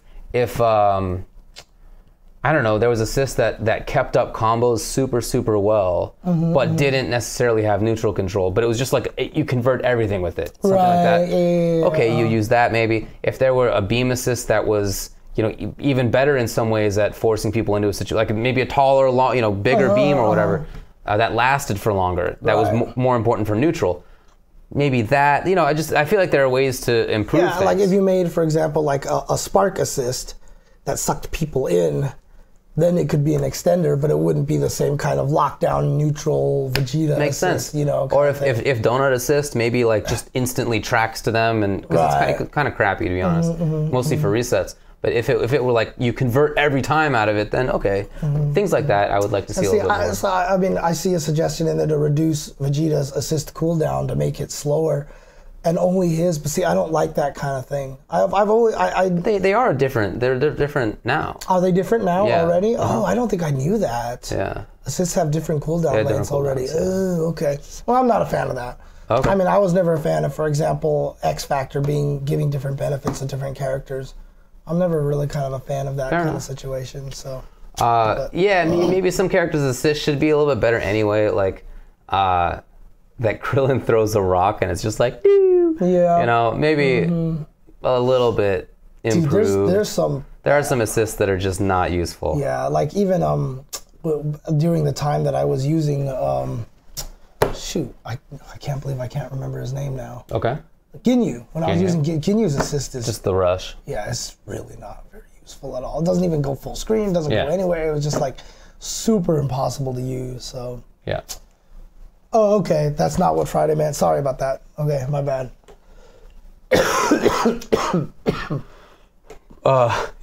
Formerly unknown. You're right. The biggest issue with Krillin's assist is probably that you have to play Krillin for it. But hey, some people do. Some people do work. Toki does some good work. There are a few Krillins out there who have some big setups and big damage, but he should probably get some improvements there. Yeah. Okay. Again, I don't want to see giant changes. I really feel like the game is close to being... It's in a good place. It's in a really good place, to be honest with you. But again, Arc System Works is kind of like not known for that. A lot of people were hoping Rev 2 would be a minor tweak and everything like that. But I mean, like the latest Rev 2 patch. Okay. But it changed, probably more than people wanted it to be. So. All right. Other big news. Flo is the happiest person on the planet right now. Not only did he see Infinity Wars, which he said was the best movie that he's ever seen in his lifetime, which I think is just a little exaggerated, but still. Okay. Taki has been announced for Soul Calibur 6. Oh, I missed this. Yes, Taki has been announced for Soul Calibur 6, and that is Flo's girl. Oh, there's even a trailer. Oh, do you want to watch it? I would love to. Okay. We're about to get a 10 FPS stream going. Yeah, sorry about that, guys. It's always a problem whenever I try to do this on stream. It never comes out Can you keep it small? Is that a way to maybe... No? Does that not make a difference? I don't think it's going to make a difference. Okay. But let's see what happens here. Again, the volume might be loud, guys, so... Did you hear it? Yes. Taki, hey! Oh, yeah. Okay. Yeah, sorry. The frame rate is really bad. At least you can watch it on the other monitor, but yeah. That's what matters.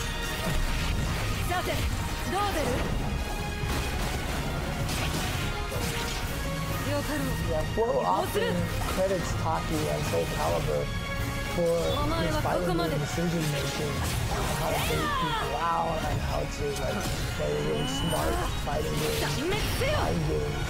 That's pretty cool. Alright.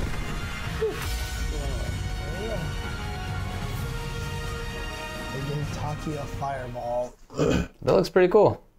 Yeah, but she's now confirmed officially for Soul Calibur 6. So, it's really interesting because I've run into a lot of people recently who have minorly played fighting games, but haven't like been really all into it. In fact, there's like I go to a chiropractor and the person who does the massage, I wore the little Lucky Cat Felicia shirt one time. She was like, nice Felicia shirt. Wow. And I was like, what the hell? And it turns out that she really likes fighting games and she actually like watches a little bit and she like knows Smug and all these. She didn't know you though. No, she knew. She knew me. But she didn't tell me right away, right? So, but she said like one of her favorite games a long time ago was Soul Calibur. Okay, yeah. So she's really excited about Everybody that. played Soul Calibur too. Right. And then I had some people in the Dominican Republic tell me that. There was another person that I know that works at ESL. She said that that was like Soul Calibur was the main fighting game that she played. And so she's, dude, Soul Calibur has the potential to be huge in my opinion. So like I think. Because there's something about that game that everybody played it. Everybody played Soul Calibur 2. Right? Yeah. And I mean... I did. It was beautiful. It was such a... Dude, yeah, that game was really, really cool. Soul Calibur 3, over here, a lot of people played for sure, but... Well, a lot of people played both games. I don't know which one got played more, to be honest. In my own circle of friends and acquaintances, Soul Calibur 2 got a little bit more play, I would say, but they were both super popular. Right. Super popular games. I think, for me, I think Soul Calibur 2 was probably a little more popular than I noticed I think in so. 3. Yeah. So I'm excited for that. Soul Calibur, I'm really glad they're making that. I'm glad they're making a sequel. Oh yeah, it looks great. Just where's the big boy? Still waiting Let me know. Still waiting for him. Let me know. More characters being announced. SNK heroines.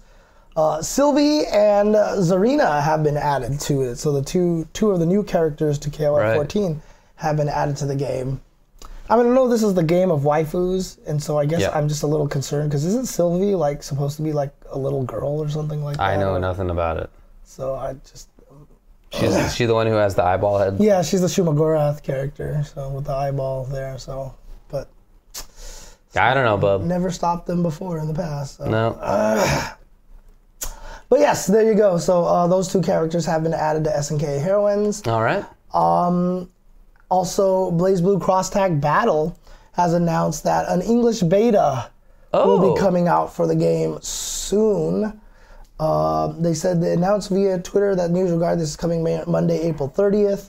It's already past April 30th, so if anybody has any information about it that they did announce that we missed because we were out of the country, let us know in the chat. But she's actually 10,000. That makes it okay. So I think that's a joke. I don't know. Like 2 people are saying it, so. Really? Because if so, I've definitely seen that as a joke in the past. But, okay. Anyway. Oh, the pre-order got delayed. Okay.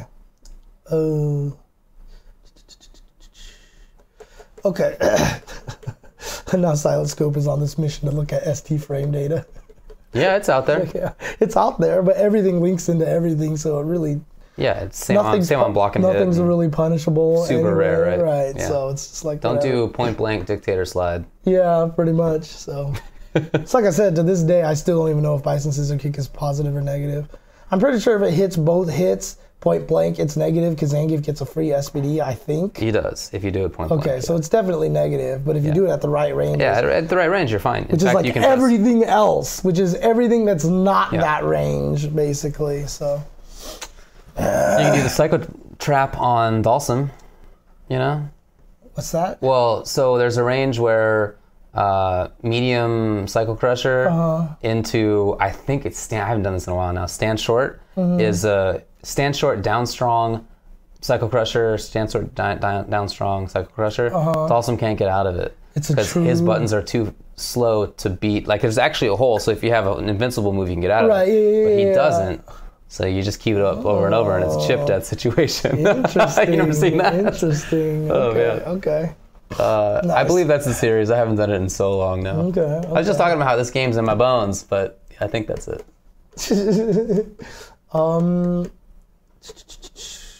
And then, did you see the new Bison costume? Oh, I did. Astaroth costume. You want to put that on the old screen here? Is there a better picture of it? Yeah, I'll do that one instead. So. That character's name was Astaroth? Mm-hmm. Did anybody know that? Yeah, I knew that. Huh. It's Astaroth. That's the character I want in Soul Calibur. This is the main bad guy from Ghosts and Goblins, so they gave that costume to Bison. I like the idea of the costume. Okay. I think it's a really cool costume. It is. Bison was the stupidest character to give it to. Wait, Why would you not give that to Abigail? Oh. Or Birdie? Because Astaroth is obviously a big, thick, wide guy. Okay. And Bison's thinness doesn't work well with that. How could that not have been an Abigail costume? And look at him. He's already giant anyway. Right. Why would you give this costume to Bison, not Abigail? I just think that was like the biggest mistake. Isn't it more that... he's like a main bad guy or something? Or Yeah, that's what I would think, right? He's whatever. I mean, he's never... Yeah, I guess that's kind of true, but I don't know. But as far as the size goes, Arthur is just super small, right? He's not... Yeah, I guess that's true, too. So Astaroth could be like a regular-sized character, but Arthur's just like a half size. Oh, man. Yeah, I don't know. I think the Bison costume looks kind of weird. I don't know. I honestly, I like it, but I think you're right that it would have been better on an Abigail type. Okay. But I think it's a cool costume. But that's the latest retro. You know, I've not even gotten a single one of those costumes, so... I wanted all of them. But like, I just don't have time. I'm just buying these characters with the fight money, dude. That's it. So I'm not spending any cash. Because remember, the costume was the fight money stuff anyway. Remember, you had to do that, and there was like the 3 missions. It was all the new stuff that they did for season 3. I just hope they all come out at the end for like cash, and then I'll just be like, here, Capcom, just take my money. So all I got for any character is like default costume, story costume, color 1, color 2. Dude, right, Kevin? Look at this. Burnout Fighter said Bison needed a Dimitri costume. That would have been sick, actually. That would have been sick. Also, I think that's a good point from Season 3 Abigail. If Abigail had wings, nobody would be able to see anything. He covers enough of the screen. Well, there's no wings on that costume. Yeah, there are wings. Oh, yeah, there are wings. Oh, okay. Oh, because the original one didn't have wings. That's weird. That is weird, then. Okay. He didn't have wings? I don't feel like he did. Doesn't look like, I don't know. Yeah, because even in Ghouls and Ghosts, I don't think he had wings either. Okay. So it's weird. Oh well. Urian has Donovan. Urian has Donovan. I've seen people use that, which doesn't make any sense to me either. Yeah. So because Donovan is a good character, right? And he's like, he's a good guy. Yeah, he's a good guy, and he's like really stoic and all this other stuff. I don't know. Just they have some weird choices in there, but oh well. I'm with you. Simbi Anakaris, that would be so cool. Or even Lord Raptor, to be honest with you. Oh, that would actually, yeah, that'd be because Lord Raptor was actually that actually kind of makes more sense. He was the original Dhalsim character in Darkstalkers, because he was the same as ST Dhalsim, which he had forward and back button. Oh, really? Okay. With every button, yeah. He was originally the Dhalsim, but geez, talk about the most OP Dhalsim ever, dude. Well, he doesn't really play like that in Vampire, right? In Vampire Savior? Isn't he like a I mean, he still has the same ability, but but I mean, that's the thing, is like he was a rushdown character always. Oh, yeah, okay. Yeah, but he was designed to, he even has drills and dive kicks and stuff like that, right? So he was kind of designed to be that way, but they just made him super OP and like really offensive, so... Dhalsim does have that mummy costume already. Which is one of my favorite costumes. It's very cool. Which is honestly one of my favorite costumes. So. Yeah, Necalli has John Telbane. Does he? I think not officially. Oh, you're talking about the Halloween one. Yeah. The Halloween one, yeah. Dude, Cammy, QB, that makes sense. That would actually be kind of cool. That would Didn't she have that in SF4? No, she never had a QB costume. She's never really had any interesting costumes, to be honest with you. Never been a fan of most of Cammy's costumes. Yeah. I know a lot of people are obsessed with the Cammy as Bison costumes. I don't even like that one that much. Okay. And the most annoying thing about that costume is that in Street Fighter 4, it started making clanging noises. Whenever she walked anywhere, you hear and that really annoyed me. So, yeah. Laura as Felicia. I mean... I don't know. Does that make sense? It doesn't make... well, they're both like really happy-go-lucky, happy people, and Felicia's half naked, so I mean that's like the main reason why that wouldn't make sense. Yeah, I guess that does make sense then. That would never get on ESPN though, I'll just tell you that much. Indeed.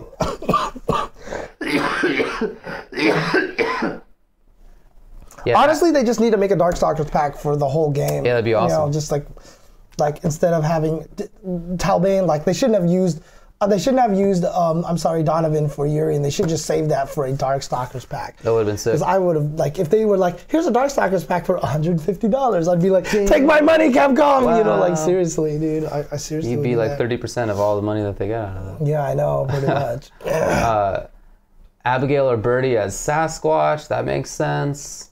Abigail, Birdie. Abigail. Or Birdie as Sasquatch. Probably Abigail as Sasquatch. Well, who would be Victor? Oh, that's I guess maybe a better Zangief, question. right? Zangief would have to be Yeah, Victor. Zangief should probably be Victor. Zangief would be Victor. Allbath.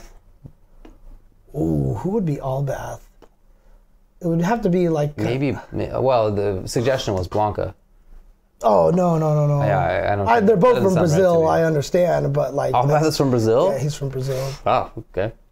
But I don't think that would work very well. Yeah, that doesn't make much sense to me either.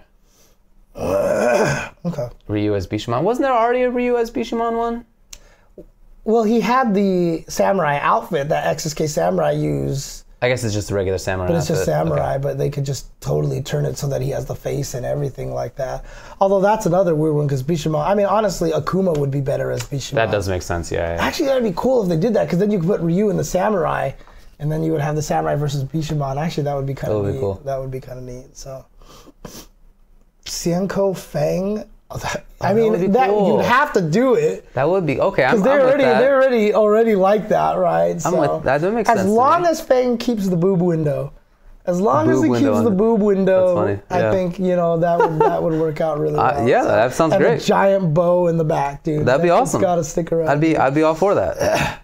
And they should change the poison balls to all the random Shinko items. That'd be so cool. That it's just would like be funny. a big bomb or whatever. Yeah, a little Akuma statue, like the Chun-Li bracelet and stuff like that. I think that would actually be funny. That'd be awesome. Yeah, all right. Well, okay. Menat as BB Hood? I don't know. Actually, who would be good as a Menat so that they would have an item that they could throw? You know what I mean? That's the question right there. Maybe yeah, I don't know. There's not like an exact. Yeah. Okay. Anyways. That's that all you got? That was all I got. That's all I got for Needles. That's all I got. That's all you got? All right. Anything else that you wanted to say? I don't know. I mean, we both saw Infinity War. Yeah. I literally saw it. So our flight was to Dominican Republic was at 6 a.m. on Friday morning. Instead of opting for sleep, I chose to go watch it at 11:30 at night. And so I got home at like 2 o'clock, 2:30 basically. And then I picked you up like half an hour later. At 3 o'clock, yeah. And so literally, I saw it right there because I just didn't want to deal with spoilers. Yeah. And so I saw it. You saw it this morning. Correct. And so we both seen it, but I don't want to spoil anything. We're not going to talk about it. We're not going to talk about it. Because it's not my style. Maybe next week. Yeah, you know, give people a little bit of time to marinate. We'll wait a little bit. Yeah. Yeah. I don't even want to do a thing where we say like, all right, this is going to be spoilers from now on, because people come in and out of streams, and somebody might hop on and we're talking about it, and I just don't want to. Yeah, and they'll be like, "What is going on?" You know, it's gonna be like really, really mad. So, rightfully so. Yeah, exactly.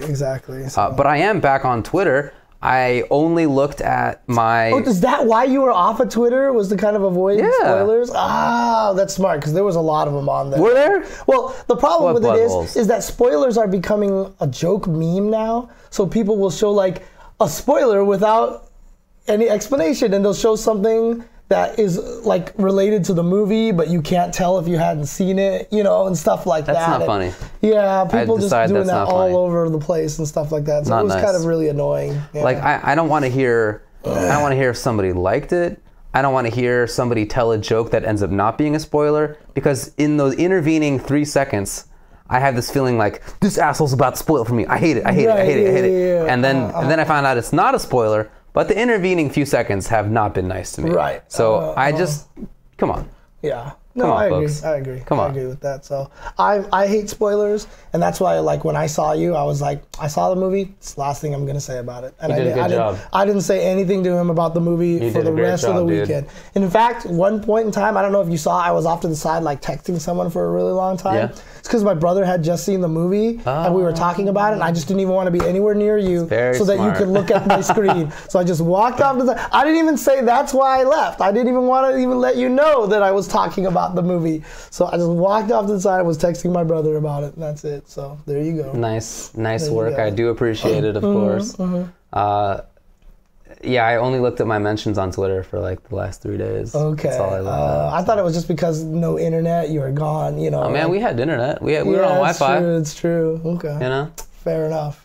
So. Yeah, zero information, and I intend to do just that. So exactly. You don't have anything to worry about from me. I mean, even after I saw it on Twitter, I just came back and said, I saw the movie. That's all I'm saying. Yeah. So. All right, well, we're going to be in Houston for Texas Showdown. Come out and say what's up if you can. That'd be cool if you live in the area. Sure. Looking forward to hanging out with people who I get to see in Texas and not often in very many other places, so that'll be cool. Absolutely. That'll be nice. So. I'm not even going to give you a grade, negative. I will, no information on the movie. It was a film that was X out of 10. I give the movie an X out of 10. That's all. So there you go. Yeah, really looking forward to that. Then I'm also really looking forward to not traveling for a long time. Okay. Oh, that's not true. No, because we're going to Combo Breaker like a few weekends after that, like 3 weekends after that. And I'm traveling, is it that very next weekend? Let me see. No, I get 1 weekend off. And then I go to North Carolina for a wedding. Kentley's, my girlfriend's good friend is getting married. Okay. And then I go to Chicago before Combo Breaker on, I think, Wednesday.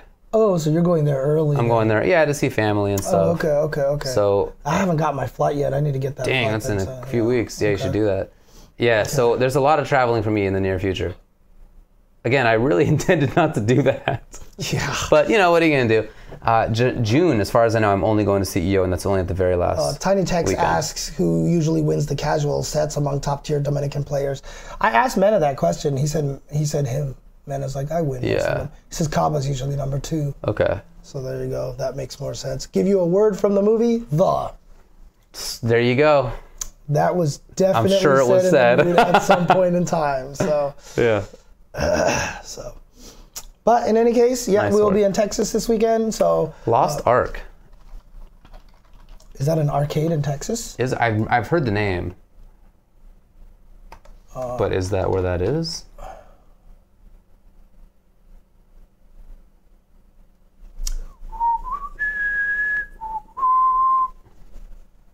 God, Raiders of the Lost Ark Atari 2600 game still stands as one of the most obtuse, bizarre, weird games that I've ever played in my life. And I beat it. Oh, of course, in North Carolina. Yeah, no, I've been to Lost Ark a couple of times. In North Carolina. In Greensboro, North Carolina. Gotcha. But yeah, Raiders of the Lost Ark 2600 game is probably one of the weirdest, creepiest games that I've ever played.